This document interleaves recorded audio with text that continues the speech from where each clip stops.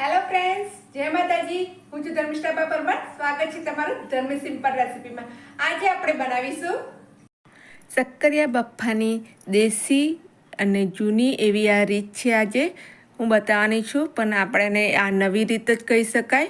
એકદમ અલગ રીત છે. અને જે અહીંયા મેં 500 ગ્રામ જેવા શક્કરિયા લઈ રાખ્યા છે, એને હવે આપણે એક મોટા બાઉલમાં એડ કરશું. ત્યારબાદ એમાં આપણે પાણી રેડીને એને 1 કલાક માટે રહેવા દઈશું. આમ કરવાથી એની ઉપરની જે માટી કે એવું કંઈ હોય તે નીકળી જશે. અને એકચ્યુઅલી એક કારણ બીજું એ છે કે આવી રીતના પાણીમાં રાખશું એટલે એમાં એક મોઇશ્ચર આવશે, અને એ મોઇશ્ચરની ભીનાશને કારણે શક્કરિયા એકદમ એવા સરસ શેકાશે કે જેમની આની કુકર કે ફોઇલનો ઉપયોગ કર્યા વગર આપણા શક્કરિયા સરસ શેકાઈ જશે. તો હવે આને આપણે સારી રીતે મસળીને ધોઈ લઈશું, જેથી ઉપર કંઈક વધારાનું ડસ્ટ હોય એ નીકળી જાય. તો તમે જોઈ શકો છો 1 કલાક પલાળી રાખીએ છીએ તો આપણા આ શક્કરિયા એકદમ ક્લીન અને સરસ થઈ ગયા છે. તો આ રીતે આપણે બધા સારી રીતે ધોઈ લઈશું. જો હવે જે આ પાણી વધ્યું છે એને આપણે ફેંકી નથી દેવાનું. આને આપણે બહાર જે કંઈક આપણે ગાર્ડનમાં કે ગેલેરી પર જે આપણે ફૂલ છોડ ઉગાડતા હોઈએ એની અંદર આ પાણી આપણે રેડી દઈશું. તો આ રીતે પાણીનો આપણે સદુપયોગ પણ કરી દઈશું. તો અહીંયા છોડવામાં કે ઝાડમાં એ રીતે આપણે આ પાણી રેડી દેવાનું છે. પાણી બહુ જ કિંમતી હોય છે, એનો આપણે ઉપયોગ કરવો જોઈએ, એનો વેડફાય ના, એનું ખાસ ધ્યાન રાખવું જોઈએ. તો આ રીતે તમે બાલ્કનીમાં જે પણ કંઈક છોડવા હોય એ તમે એમાં પાણી એડ કરી શકો છો. મને તો ગાર્ડનિંગનો ખૂબ જ શોખ છે, તો અહીંયા મેં ખાસું ઘણા બધા છોડવા મેં અહીંયા વાવી દીધા છે. તમે જોઈ શકો છો આ મારું એક નાનું અમથું સુંદર ગાર્ડન છે. પ્રકૃતિ સાથે તો પ્રેમ હોવો જ જોઈએ. હવે આપણે જઈશું રસોડામાં. તો અહીંયા મેં એક જે રોટલા બનાવવાની તાવડી આવે છે, જે કલડું કહેવાય છે, એ મેં લીધું છે. એને સારી રીતે આપણે પહેલાં પાણીથી ધોઈ લેવાનું છે. ત્યારબાદ એને આપણે ગેસ પર મૂકી દઈશું. તો અંદર તમે જોઈ શકો છો પાણી થોડું રહ્યું છે. એટલે આ પાણી રહેવાથી આપણી જ્યારે આ તાવડી ગરમ થશે સરસ, તો અંદર થોડું આમ મોઇશ્ચર જેવું રહેશે. તો આ રીતે થોડું પાણી રહે એ રીતે તાવડીમાં રાખવાનું છે અને ગરમ કરવાની છે. તો ગરમ થયા બાદ પછી આપણે એમાં આ રીતે શક્કરિયા ગોઠવી દેવાના છે.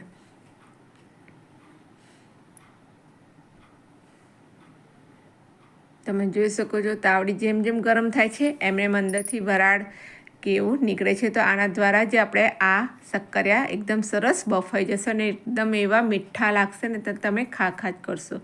હવે આને આપણે ઢાંકીને થોડો મીડિયમ આંચ પર એને અડધો કલાક સુધી થવા દઈશું. તો અહીંયા ગેસની ફ્લેમ થોડી મીડિયમ કરી દઈશું આપણે. હા, આ રીતે આપણે 15થી 20 મિનિટ બાદ પછી આપણે ખોલીને જોવાનું છે. તો જો આ વરાળ જે અંદરથી નીકળે છે એનાથી આપણા સરસ એકદમ ધીમે ધીમે સરસ આપણા આ શક્કરિયા શેકાઈ જશે. આ એક દેશી આપણી રીત છે, પણ આપણા માટે તો આ નવી જ કહેવાય.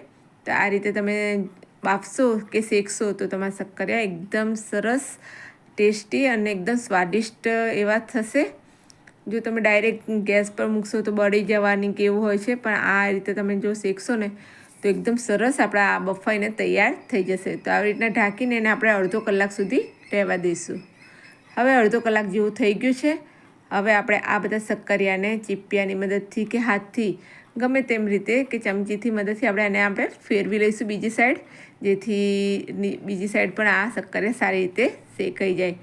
તો ઉપર થોડું શેકાઈ જવાનું તમને ડાઘા દેખાતા જ હશે. તો આ રીતે આપણે બધા ફેરવી લઈશું અને ફરી એને ઢાંકીને ફરી અડધો કલાક માટે મીડિયમ આંચ પર થવા દઈશું.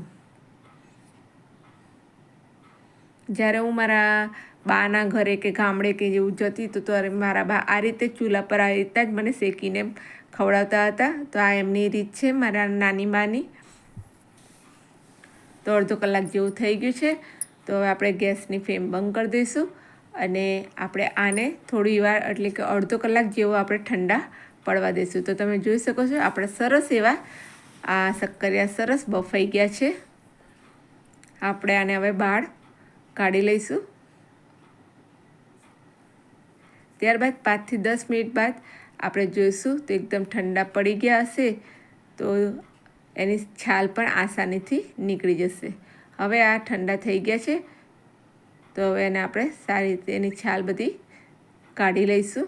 જો ગરમ હશે તો છાલ ઉખડે નહીં, અને જો ઠંડા પડી ગયા હશે તેને આસાનીથી તમે છાલ કાઢી શકો છો. તો હું તમને કાપીને બતાવીશું.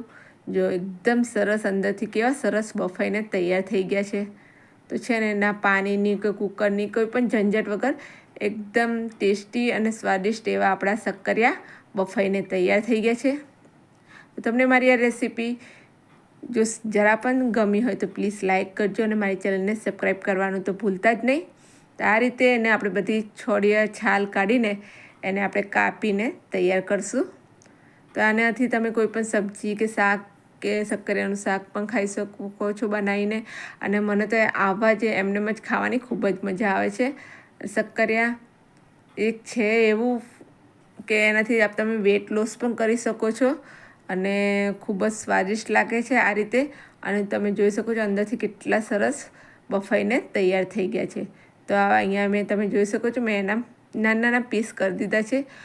તો મારા છોકરાને તો આને આવી રીતના પીસ કરીને એને કાંટા ચમચીથી એને ખાવાની ખૂબ જ મજા આવે છે. તો તમે પણ તમારા બાળકોને આ રીતે બાફીને જરૂરથી ખવડાવજો. અને આનું શાક પણ તમે જો બનાવશો તો એકદમ મીઠું અને ટેસ્ટી બને છે. તો હવે આપણે ફરી એક નવી રેસીપી સાથે ફરી મળીશું.